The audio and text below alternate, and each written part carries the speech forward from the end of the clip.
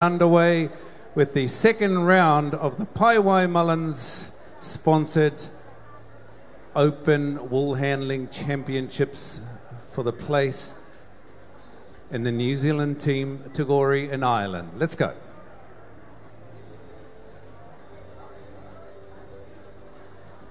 Timekeepers ready. Shearers, get set, go. Well, as you can see on the board on the left-hand side there, we've got some penalty points being taken. Every time the wool handler makes a mistake or creates a fault, the wool handling judge has in their little hands a clicker. It does it electronically. It fires off to the back of the room, and then they put it up onto the big screen. The idea is to have the lowest scores that you can accumulate, and then we go out to the back of the stadium. Underneath the stadium, there's a whole heap of judges there. They really are meticulous with this fibre. This is what's kept New Zealand afloat for the last 130 years. We've been founded on the back of a sheep. At the moment, the dairy cow might be doing its good business, but when it all comes down to it, these animals are lighter on the environment. They're less invasive on rivers. And the good old sheep, he's renewable. He keeps growing wool. Cows, you can only eat the cow and drink the milk. With the sheep, you can eat everything. Even the skin, they work it up to and make it edible. I've just been told, wool handlers, that at the end of it, you are to blend the wool, and when you've finished blending, to put your hand up. Did you hear that, you competitors? You don't need to put the wool in the fadge. You just blend the wool, and then after you blend, you just put your hand up. The first one's out, Tuma, and just looking up there, we won't tell anybody how they're going. Well, the audience is right up with the pay. We're very informed out here as audiences, and we can see who's doing the business and who's making the mistakes. Look at that beautiful fibre we have on the floor. 1 minute is all these guys got to shear the sheep. And second shear, Tuma, what's this material made of? Is this for the Chinese to put in their beautiful aeroplanes, or is that something that you put in your house to make carpet wool? For the carpet wool, they do prefer the longer wool. This stuff here, the most purest renewable fibre in the world, non-synthetic, fireproof. This is the stuff that we need in all our airplanes. And like a lot of farmers out there, you guys need to support the wool market. A lot of you guys, when you go in and buy these thermals and stuff, it's all synthetic. And you whinge about the price of wool not being that much. You guys need to support this wool market as well. Put it in your homes as carpet, on your walls if you want, if you live in a cold place like Dannyverk. But it is a very, very good fibre, renewable, beautiful stuff to work with. But here we go. Sheep number 2's gone out. Young Lani Morel up here on stand number 1. She's right up there with the play. Sometimes they freak out a little bit when they get up there with these top guns, but she's handling the pressure very, very well, Koro.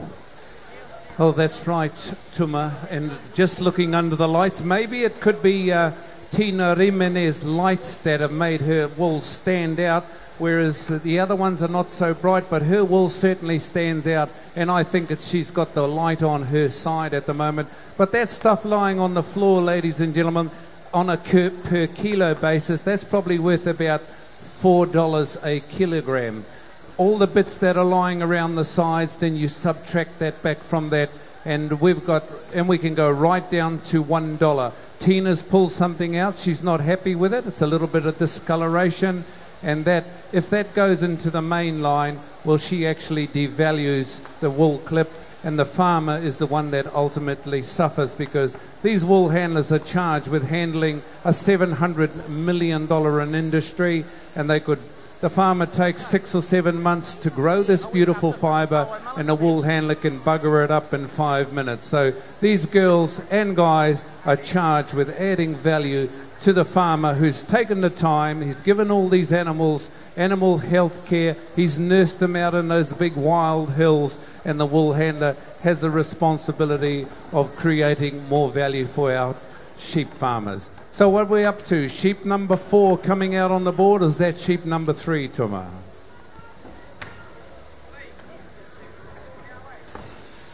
We've got one more sheep left in the pen. One more sheep left in the pen. So what these wool handlers will be thinking about now will be the tidy up at the end of it. They know that they've only got 30 seconds to tidy up. Once the shearer has finished, not this sheep but the next one, and then it will be 1 point per second.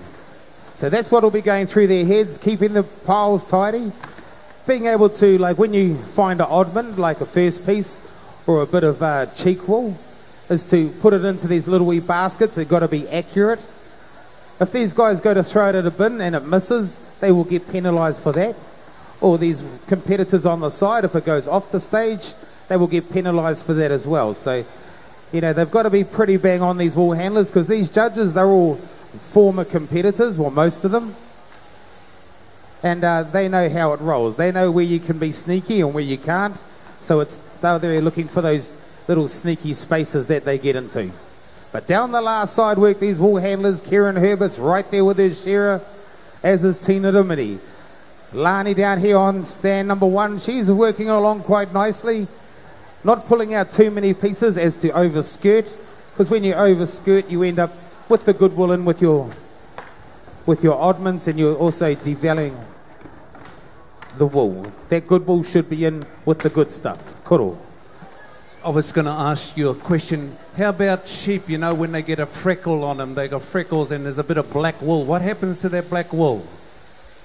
That black wool that needs to come out because it will not accept dye. If you put, if a black fibre gets in on a white carpet, it's not a good look. So these wool handlers are really on their game, because I think I might have heard a shearer say black wool, and the wool handler just swooped in there like a hawk looking for its next meal, and they grabbed the black wool, put it in their pockets. Why, geez, they're on top of their game. All right, Tuma. Well, every bit of those things, those buckets there have got a value, and we're taking the back socks off, and back socks are not worth a lot of money, are they? What do you call it? Modulated. I've been told it's medulated. Medulated. My word, he's been skilled up.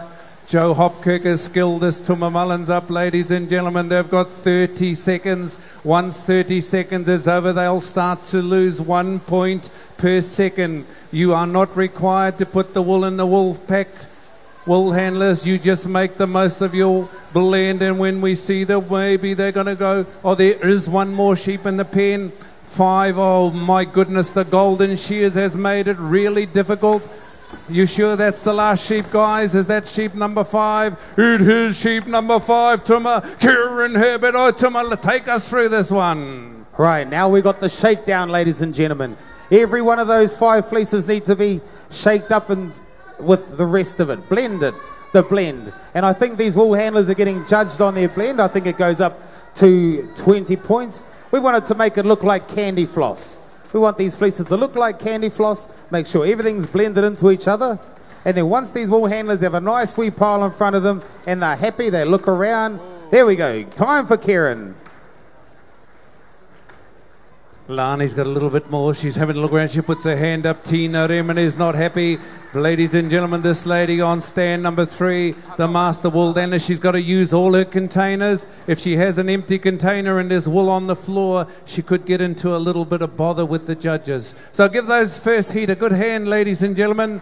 That's the first round of the second shear. One more heat to go.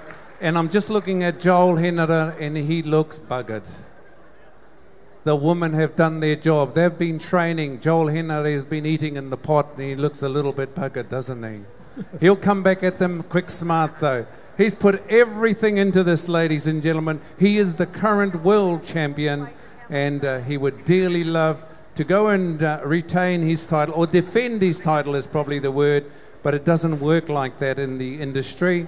You have to earn your way towards that position. And we wish him well, like we wish all these other competitors. Okay, bring up the next one, brother. Thanks, Coro.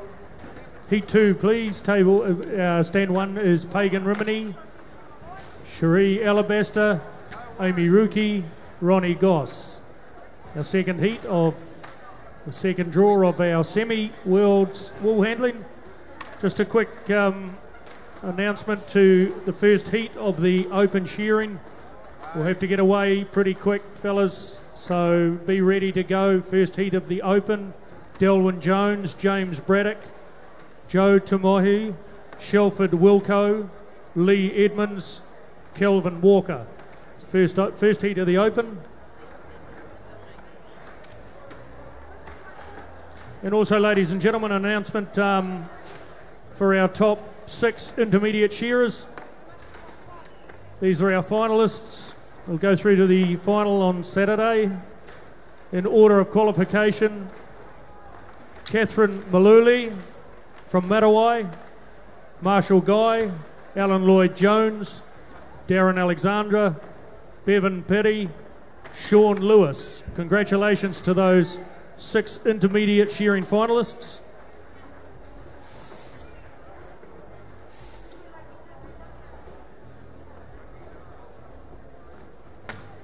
Just a call, please, any open shearers that haven't reported in.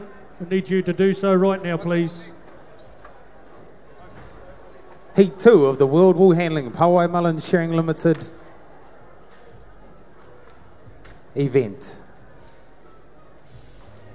These wool handlers earlier on, they handled 4 full wool fleeces, and now they will be handling 5 second shear. On stand number 1 from Masterton, we have Pagan Rimini. Give her a hand, ladies and gentlemen. Local girl. On stand number 2 from Taihape, Cherie Alabaster. On stand number 3 from Invercargill, Amy Rookie. And on the end stand from Kimbolton, Ronnie Goss.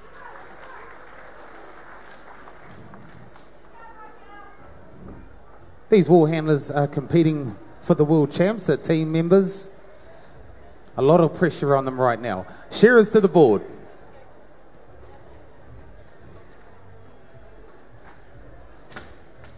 Timekeepers ready. Shearers get set, go. Second heat, ladies and gentlemen, and we've got a line up here and a half. We've got a few wild cards, I suppose we could call them, Tuma, because amongst these folks, master wool handlers. And these wild cards, could they take it out? Could they make that stunning performance just in one show? Well, it can happen. Anybody can pull it out of the bag on a good day. Here she is. She's done the Merino Championships. Amy Rookie here from Invercargill. Onto the board she goes, and she's already pulled out the undermine. She'll be pumped up. She's primed, Tuma. She's like a cat waiting at a cage. Here she is. She's working hard at it. Down here on stand number 1, we have Pagan Rimini. Pagan's been up in the open probably about 4 years. Had a very, very good teacher in her mother. And she knows what to do with these second shear fleeces. I don't think she spends a lot of time up here in the North Island anymore, mainly down in the south, but a very, very good competitor. You go to most major shows in the country, anywhere, and Pagan will be right there.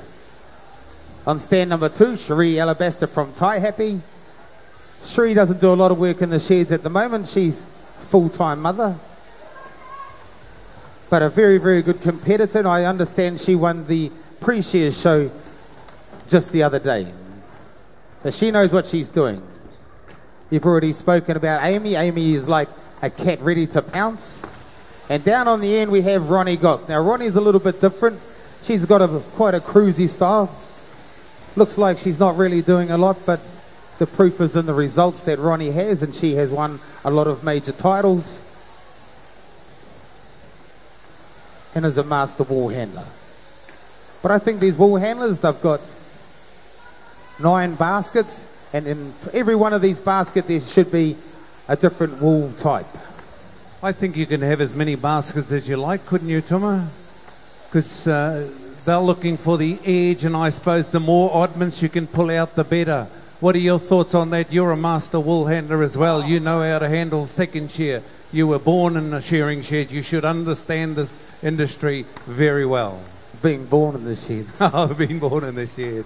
Well, that's the commentator, ladies and gentlemen, as we turn to the last side on sheep number 2. Cherie Alabaster has been a world champion. She's been around the world with this industry, so all you budding wool handlers, she's won the title in Norway. She's been to Wales. She's won a title, a team membership title there, and she's aiming to make the world champs in Glory in Southern Ireland with our Irish cousins. So wish her well. She's getting ready. Hold the sheep still, you bugger. Oh, it's helping her blend the wool at the same time. Ooh, she's pulled out a little bit of wool on the floor here, Tuma, so it'll be interesting to see what this master wool handler can do with this wool. She's pulled it apart. She's making a little bit of a look at her. She's going through that. The time is going. The peripheral vision is working over time. Her face is turning red. Her eyes are getting bluer. She's working hard. She's turning into a vampire. Around on the top of the table, she chucks the fleece, the belly wool in there. The frib wool comes out. Amy Rookie's a little bit lost. Where's all you Southlanders? Get in behind this little lady here on table number 3, because the North Islanders are going to say, Amy who? Onto the belly they go. Here she is, Ronnie Goss, the lady that drives the school bus. She's got 10,000 stock units, and she makes sure she knows everyone by their name, Tuma. How's Pagan Rimene going? Pagan down here on stand number 1, going really well, working well with his shearer. Very direct with her buckets.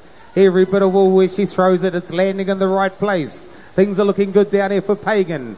Right there with her shearer. Cherie Alabaster, yeah, she looks like she's got a little bit of colour there. She's pulled it out. That's a bit of a gamble. But she is a very educated wool handler. She knows what she's doing. She's been doing this for years. Well, the crowd is really starting to gather here at the 2014 Golden Shears, and on behalf of Mr. Philip Morrison, our president, he welcomes you here to witness this great event unfolding before your very eyes. Amy Rookie, look at her. She's a pretty young lady, and she's looking at that fleece, focused on it. And what did you say? The peripheral vision is going. We're entering the twilight zone over here, Tuma. The vampire's getting down there, getting out there, and the belly's coming off for Amy Rookie. Ronnie Goss says nothing. She's boring, isn't she? She wouldn't even know she was in the wool sheds. Golly me, she's one of those wool handlers that's easy to maintain. You don't even have to give her any lunch because she just lives on nothing. Here she is, she's into the undermine. Ronnie Goss from Kimbolton in the Manawatu. Round behind the shears, ears, the shearers go. And look at this lady, she's absolutely focused, intense there on table or stand number 2, Tuma. She certainly is, Cherie Alabaster, like you say. She's getting redder and redder. That's the concentration that this lady puts into it. Very, very good champion. She's been a world champion. She wants to be a world champion again. Down the last side come these shearers, these wool handlers. They're starting to freak out a little bit. We got Pagan down here on stand number 1. Pagan, come on girl, keep up with your shearer. If they get a little wee bit behind, it can be damn hard work. Cherie Alabaster there, she's rolled that fleece up. Doesn't look like she's very happy with that one as well, Kuro. But this Amy Rookie here on stand number 4, she's right there with her shearer. She's having a dream run. Here we go, Ronnie Goss down there. Come on, Ronnie.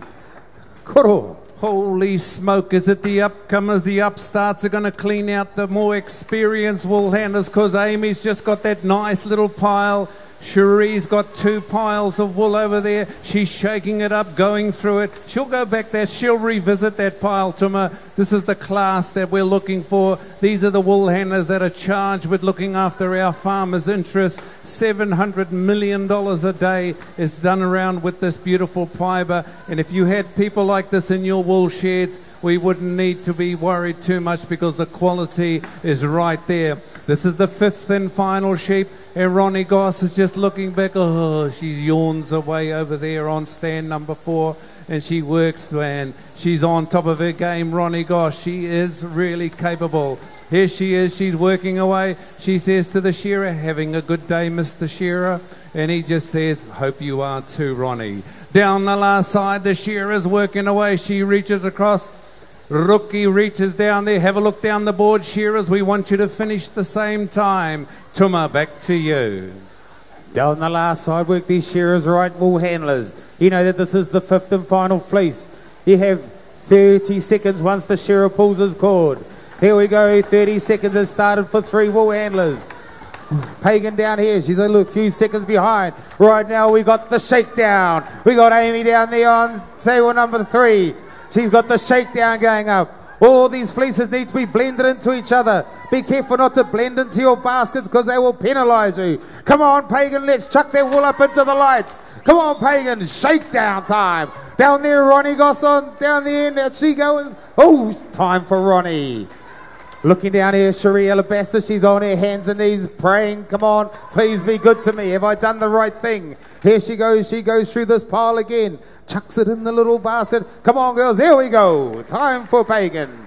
Time for Amy. Time for Cherie Alabaster. Give them a good hand, ladies and gentlemen. We only seeing 4 of these top competitors back in the evening session, and we're going to find out who these top 2 are going through to the World Champs. We've got a fair idea up there on the scoreboards there, but it's really a lot of the work is now, a lot of the points can be lost out in the back there. There's another team of judges going through these fleeces fibre by fibre, and anything that's not meant to be in a container will be penalised accordingly. So Ricky, John, we're coming back to you guys, and the open shearing is not too far away. Thank you very much. No, certainly that's the next event on the card.